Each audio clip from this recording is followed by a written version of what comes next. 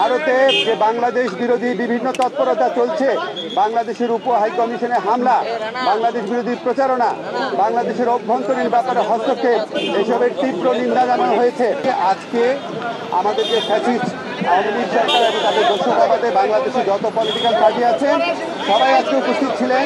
নানান মত পথ আদর্শের ভিন্নতা ছিল, কিন্তু সবাই একত্রে বাংলাদেশের সার্বভৌমত্ব, অস্তিত্ব, স্বাধীনতা এবং মর্যাদা রক্ষার প্রশ্নে সবাই ঐক্যবদ্ধ থাকার ঘোষণা দিয়েছেন এবং ঐক্যমত জানিয়েছেন।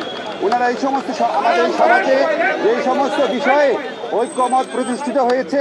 আমি একটু পড়ে শোনাচ্ছি আপনাদের।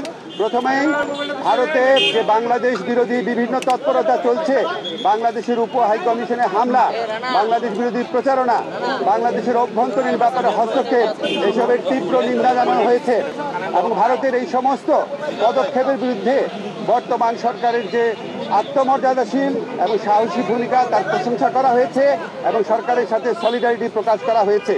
তবে একই সাথে সাথে ভারতের এই সমস্ত প্রচারণার বিরুদ্ধে সরকারকে আরও শক্তিশালীভাবে, আরও বেগবানভাবে এটাকে অ্যাড্রেস করার কথা বলা হয়েছে এবং এই জন্য প্রয়োজনীয় যে প্রবাসী যে আমাদের বন্ধুরা রয়েছেন, অন্য রাষ্ট্র রয়েছেন, বন্ধু রাষ্ট্র, তাদের সহযোগিতা, প্রবাসীদের সহযোগিতা, আন্তর্জাতিক সংবাদ সংস্থার যে সাংবাদিকরা রয়েছেন তাদেরকে এই দেশে ডেকে নিয়ে আসা, এই ধরনের নানান পরামর্শ দেওয়া হয়েছে এবং আমাদের কমিউনিকেশন স্কিল এবং ইন্টারন্যাশনাল লিগাল স্কিল বাড়ানোর পরামর্শ দেওয়া হয়েছে।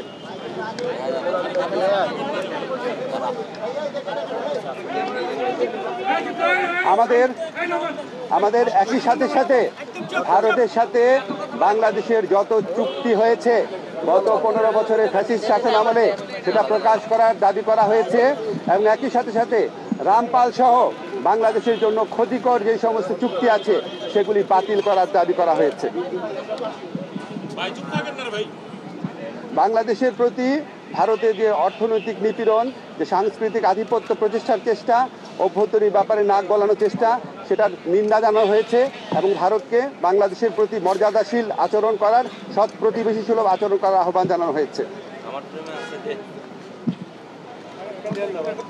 আচ্ছা, আমাদের এই পরিস্থিতি মোকাবেলায় ভারত বাংলাদেশ বিরোধী যে বিভিন্ন প্রচারণা চালাচ্ছে, এই পরিস্থিতি মোকাবেলায় সকল সম্প্রদায়ের মানুষের ভূমিকার প্রশংসা করা হয়েছে এবং সাম্প্রদায়িক সম্প্রীতি যে কোনো উস্কানির মুখে অটুট রাখার প্রত্যয় ব্যক্ত করা হয়েছে।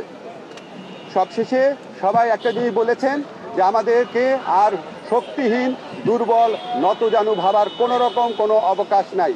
যে কোনো ধরনের অপপ্রচারণা এবং উস্কানির বিরুদ্ধে আমরা ঐক্যবদ্ধ থাকব এবং আমরা আমাদের ঐক্য অটুট রাখবো, আমরা সাহসী থাকব এবং আমরা যে কোনো ভবিষ্যতেও যে কোনো ধরনের প্রচারণা আসলে, যে কোনো ধরনের উস্কানি আসলে আমরা আমাদের ঐক্যকে আরও বেগবান দেখানোর একটা প্রচেষ্টা অব্যাহত রাখবো। একই সাথে সাথে আমাদেরকে বলা হয়েছে, এটা প্রস্তাব আকারে এসছে, যে আমরা যে গোটা জাতি এই যে ভারতের অপপ্রচারণার বিরুদ্ধে ঐক্যবদ্ধ রয়েছি, এই জন্য আমরা সবাই মিলে একটা সমাবেশ করতে পারি কিনা, সবাই মিলে একটা পলিটিক্যাল কাউন্সিল করতে পারি কিনা, এমনকি নিরাপত্তা কাউন্সিল করতে পারি কিনা, এই ধরনের প্রস্তাব আনা হয়েছে। এই সবার মূল সুর ছিল যে আমাদের মধ্যে মত পথ আদর্শের ভিন্নতা থাকবে, আমাদের রাজনীতি ভিন্নতা থাকবে, অবস্থান ভিন্নতা থাকবে, কিন্তু দেশ সার্বভৌমত্ব এবং অস্তিত্বের প্রশ্নে আমরা সবাই এক, সবচেয়ে উপরে দেশ এবং এটার থেকে আমরা কখনো বিচ্যুত হব না। বাংলাদেশকে দুর্বল, শক্তিহীন, নতজানু ভাবার কোনো রকম অবকাশ নাই। এটা এই জাতীয় ঐক্যমতে, এটা একটা জাতীয় সমাবেশের মধ্যে দিয়ে, সকল রাজনৈতিক সমাবেশের মধ্যে দিয়ে এই বার্তা প্রকাশ করতে, এই বার্তা জানিয়ে দিতে বলা হয়েছে।